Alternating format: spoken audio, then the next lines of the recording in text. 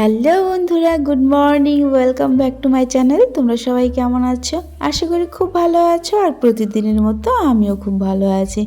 তো বন্ধুরা, আজকে তো বোনের বিয়ে, তো তোমাদের সাথে ব্লগটা কিন্তু আমি বেশ কয়েকদিন পরেই শেয়ার করছি, কারণ নানা রকম ব্যস্ততার কারণের জন্য আমি না বোনের বিয়ের কোনো ব্লগই আর শেয়ার করতে পারিনি, শুধু মেহেন্দিটাই শেয়ার করেছিলাম।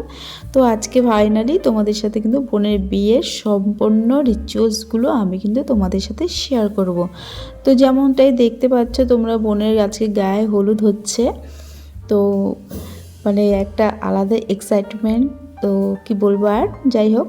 তো দেখতেই পাচ্ছ বোনকে আমি এই গয়নাগুলো কিন্তু আমি বানিয়ে দিয়েছি। এই যে দেখতেই পাচ্ছ গাঁদা ফুলের গয়নাগুলো, ওগুলো আমি বানিয়ে দিয়েছিলাম। তো দেখো অলরেডি বোনের কিন্তু গায়ে হলুদও হয়ে যাচ্ছে, মোটামুটি, কারণ ছেলের বাড়ি থেকে আগেই হলুদ দিয়ে গিয়েছিল, সেই জন্য আমাদের কোনো সমস্যা হয়নি। আর ছেলের বাড়ি খুব একটা বেশি দূর নয়, বোনের মামার বাড়ি থেকে বোনের যে বিয়ে হচ্ছে সেখানে খুব একটা বেশি দূর নয়।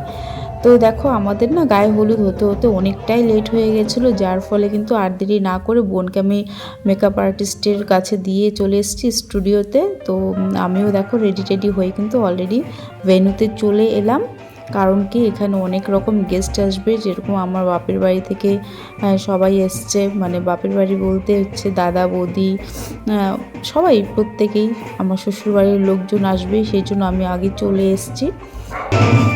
তো চলো তোমাদেরকে আমি উপরে নিয়ে যাই। তো কেমন কি সাজিয়েছে না সাজিয়েছে সবটাই তোমাদের সাথে শেয়ার করবো। আর আমি কিন্তু এইভাবে সেজেছি, তো দেখতেই পাচ্ছ খুব চটজলদি সাজাগোজা হয়েছে, কারণ কি তাড়াহুড়ো করে আসতে হবে জন্য খুব চটজলদি আমি সেজে নিয়েছি। তো দেখতেই পাচ্ছ এরকম করেছে, বিয়ের যে কুঞ্জটা এরকম করে সাজিয়েছে, দেখতে কিন্তু বেশ ভালোই হয়েছে। কুঞ্জটা সুন্দর হয়েছে, সিম্পল অ্যান্ড সোভার, খুবই ভালো হয়েছে। তো তোমাদেরকে দেখাচ্ছি, বোনকেও দেখাবো। তো তার আগে দেখে নিই আর কি আছে এখানে, সব কিছু দেখে তারপর কিন্তু তোমাদের সাথে আমি বোনকেও শেয়ার করবো, দেখাবো। তো চলো এদিকে দেখছি কি ফাস্ট ফুড কি রেখেছে। এটা কি? এটা আচ্ছা আচ্ছা, আর এটা চিকেন পকোড়া। এটা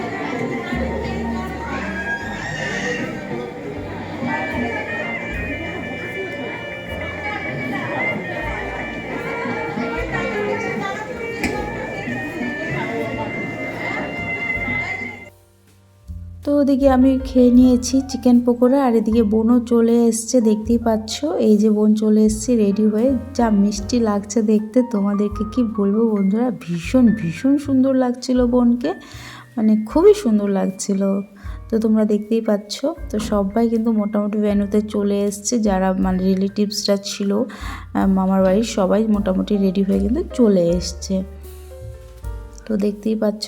তো বোনের সাথে আমি এক দুটো ফটো তুলে নিই, কারণ পরে আর সময় পাওয়া যাবে না, সেই জন্য আগে বললাম যে চল কয়েকটা ফটো তুলে নিই তোর সঙ্গে, কারণ বোনও বলছিল দিদি চলে আসো, কারণ এখন না ফটো তুললে পরবর্তীতে আর ফটো তোলা পসিবল হবে না, কারণ বর চলে আসবে আর একটু পরেই।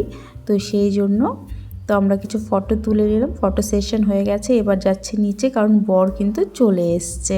তো সেই জন্য, আর আমার শ্বশুরবাড়ির লোকজন, বাপের বাড়ির লোকজন সবাই কিন্তু চলে এসছে।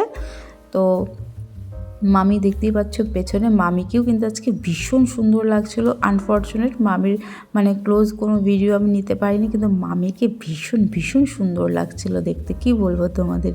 তো যাই হোক, তো ক্লোজ কোনো পিকচারও নিতে পারিনি, অ্যান্ড কোনো ভিডিও নিতে পারিনি, ভিডিও ক্লিপ। তো যা দেখতে পাচ্ছ আমার পেছনে মামিকে, ওইখানে ওরকমই আর কি নেওয়া আছে ফটো আর ভিডিও, এরকমভাবেই আছে আর কি।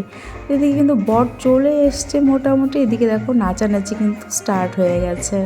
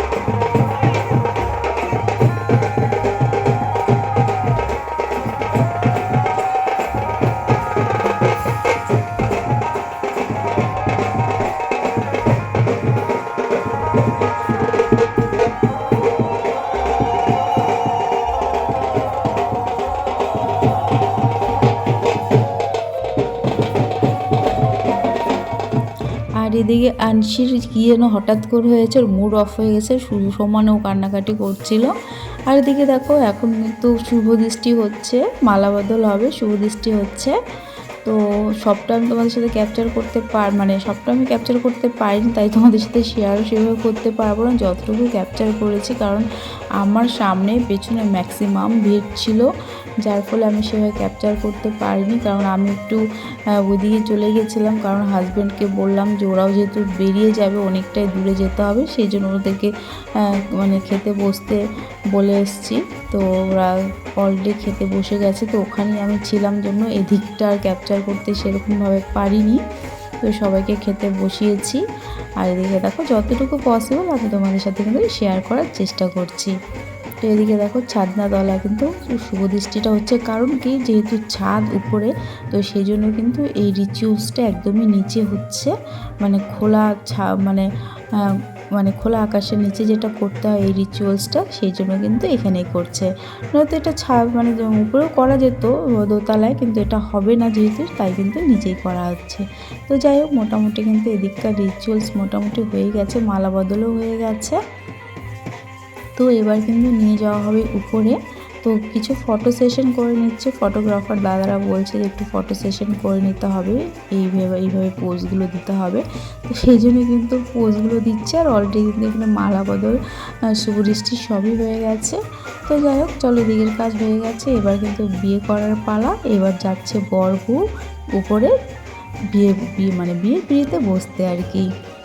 তো চলো আমিও যাই উপরে ওদের সঙ্গে সঙ্গে, কারণ তোমাদের সাথে কিছু কিছু তো মানে রিচুয়ালসগুলো শেয়ার করতেই হবে। সবটা পসিবল হবে না, কারণ এদিক সেদিকেও দেখতে হচ্ছে, অনেক গেস্ট এসছে, প্রচুর গেস্ট, তো সবটাই দেখতে হচ্ছে। সেই জন্য সবটাই দেখতে হচ্ছে বলতে মানে আমার বাপের বাড়ি শ্বশুর বাড়ির দিক দিয়ে বলছি, আর আদার্স তো এখানে তো আমি সবাইকে সেভাবে চিনি না, যতটুকু পসিবল ততটুকু সবার সাথে কথাবার্তা যতটুকু বলতে হয় সেভাবেই বলছি। তো যাই হোক, দেখো এখানে গোড় বছর পড়ছে, আর এই নাপিত মশাই যে শুরু করেছিল কি বলবো তোমাদেরকে, মানে অনেকটা সময় নিয়েছেন উনি, কি সব বলছিল। যাই হোক, তো হয়ে গেছে মোটামুটি কিন্তু গোড় বচন পড়া, এদিকে কি গিফট দিয়ে দিচ্ছে।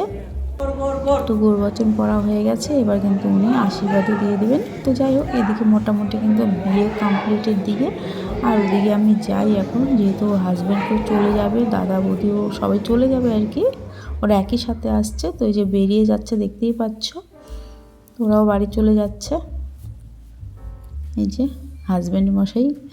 তো যাই হোক, ওরা বাড়ি চলে যাবে এখন, অনেকটাই রাত হয়ে গেছে। এদিকে কিন্তু আমরাও খাওয়া দাওয়া করতে চলে এসেছি। তো বন্ধুরা, আজকের ব্লগটা তোমাদের কেমন লেগেছে? আজকের ব্লগে যদি তোমাদের কোনো কিছু ভালো লেগে থাকে, তাহলে প্লিজ আমার চ্যানেলটিকে সাবস্ক্রাইব করে দিয়ে পাশে থাকো। আর পরবর্তী ব্লগ খুবই তাড়াতাড়ি চলে এসছে, ততক্ষণের জন্য চলো টাটা, সবাই ভালো থাকবে, সুস্থ থাকবে, সাবধানে থাকবে। দেখা হচ্ছে খুব শীঘ্রই অন্য কোনো নতুন ব্লগ নিয়ে। চলো টাটা।